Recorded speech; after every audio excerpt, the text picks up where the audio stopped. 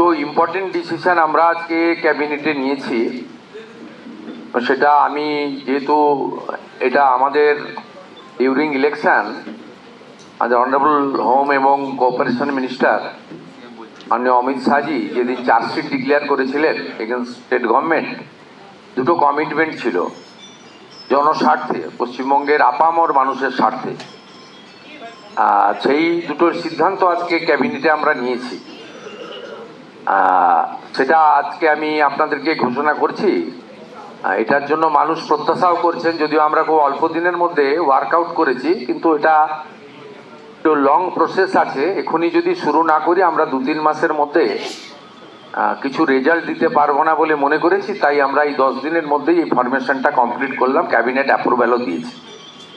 আমার সাথে মাননীয় মুখ্য সচিব, আমাদের ক্যাবিনেট সেক্রেটারিও বটে mister Manoj Agarwal senior is আছেন, মাননীয় ম্যাডাম সঙ্গমিত্রা ঘোষ মহোদয় রয়েছেন এইচএস, মাননীয় সিদ্ধিনাথ গুপ্তা ডিজিপি ওয়েস্ট বেঙ্গল রয়েছেন।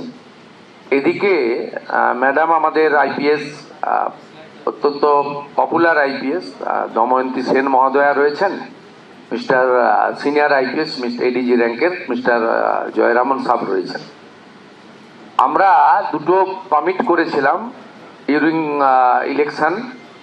সেটা একটা হচ্ছে ইনস্টিটিউশনাল করাপশনের ক্ষেত্রে রিটায়ার্ড হাইকোর্ট অথবা সুপ্রিম কোর্টের জাজেসদের দিয়ে কমিটি হবে, এবং কেন্দ্রীয় এবং রাজ্য সরকারের সামাজিক প্রকল্প, কেন্দ্রীয় এবং রাজ্য সরকারের অর্থে যে সমস্ত কনস্ট্রাকশন হয়েছে, ওর কেন্দ্রীয় রাজ্য সরকারের নানা রকম পরিষেবা দেওয়ার ক্ষেত্রে যে সমস্ত দুর্নীতি হয়েছে, কাটমানি নেওয়া হয়েছে, এক্সচেঞ্জ অফ ব্রাইব হয়েছে, এবং miss appropriation of the government fund হয়েছে, সাধারণ মানুষ চিটেড হয়েছে, তার সঙ্গে সরকারি আধিকারিক, পঞ্চায়েত কাউন্সিলর, ব্রোকার্স অনেকেই যুক্ত ছিলেন।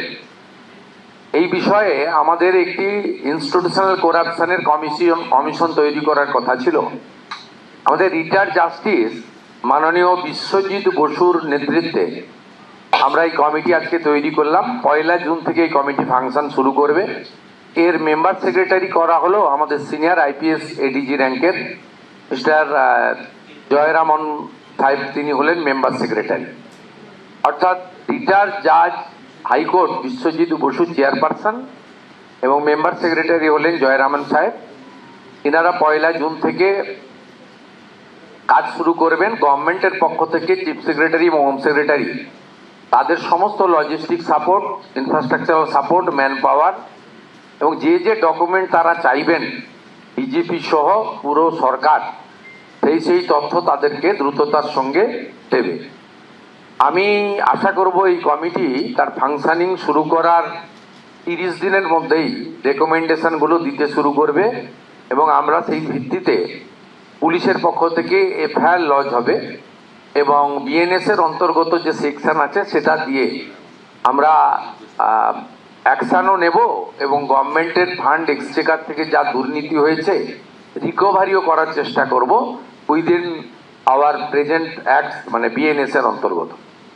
এছাড়াও প্রিভেনশন অফ করাপশন অ্যাক্টে যা আছে এর আওতায় গোটা পশ্চিমবঙ্গের সমস্ত পাবলিকও যেমন অভিযোগ করতে পারবেন, তেমনি বিভিন্ন এজেন্সি যারা কন্ট্রাক্ট নিয়েছিলেন, বিভিন্ন এমএলএ এমপি ছাড়া যারা পাবলিক রিপ্রেজেন্টেটিভ আছেন, কাউন্সিলর, পঞ্চায়েত স্তর পঞ্চায়েত চেয়ারম্যান, গ্রাম পঞ্চায়েত প্রধান,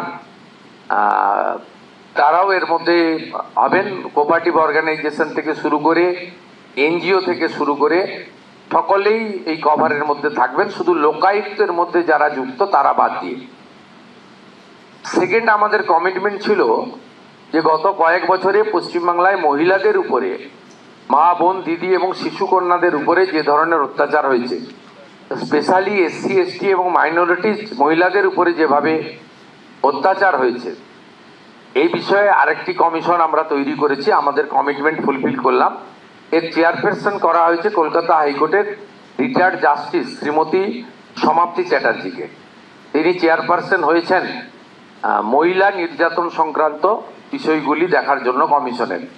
সেখানে মেম্বার সেক্রেটারি আমাদের এডিজি র্যাঙ্কের আইপিএস অফিসার আমাদের শ্রীমতী দময়ন্তী সেন, তাকে মেম্বার সেক্রেটারি করা হয়েছেন।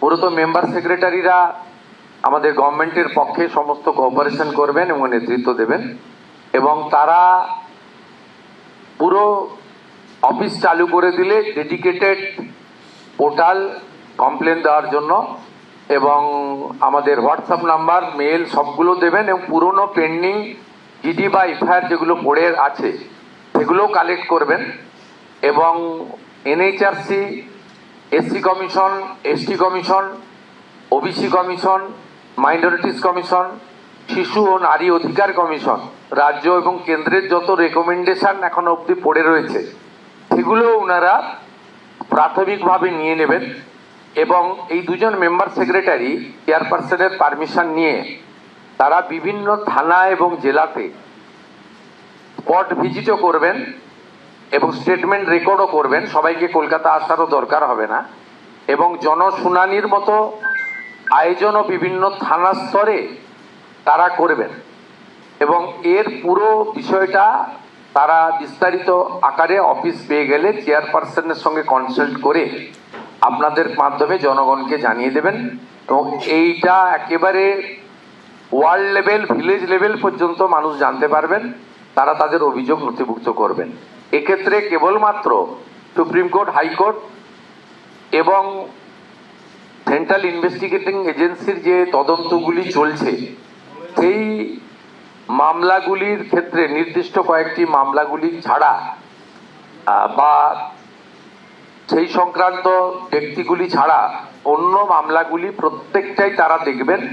প্রয়োজন হলে ফাইনাল রিপোর্ট দিয়ে দেওয়া এফআইআরগুলোকে, চার্জশিটগুলোকে নতুন রিওপেন করা, নতুন এফআইআর নেওয়া, এবং চার্জশিটে সাপ্লিমেন্টারি চার্জশিট দেওয়া, এবং দৃষ্টান্তমূলক শাস্তি কনভিকশনের ব্যবস্থা করা, সেটা মাননীয় দময়ন্তী সেন মহোদয়া, member secretary of this commission, under the guidance এবং under the recommendation of the chairperson retired justice Samapti Chatterjee, তার গাইডেন্সে করবেন।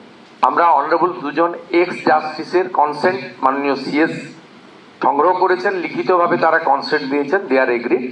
আর আমার সাথেই দুজন মেম্বার সেক্রেটারি আইপিএস এখানে বসে আছেন।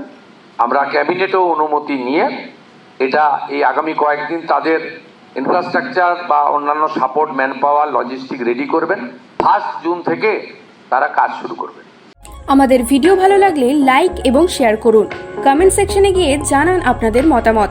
আরও ভিডিও পেতে আমাদের চ্যানেল সাবস্ক্রাইব করুন এবং প্রতি মুহূর্তে খবরের আপডেট পেতে প্রেস করুন বেল আইকন।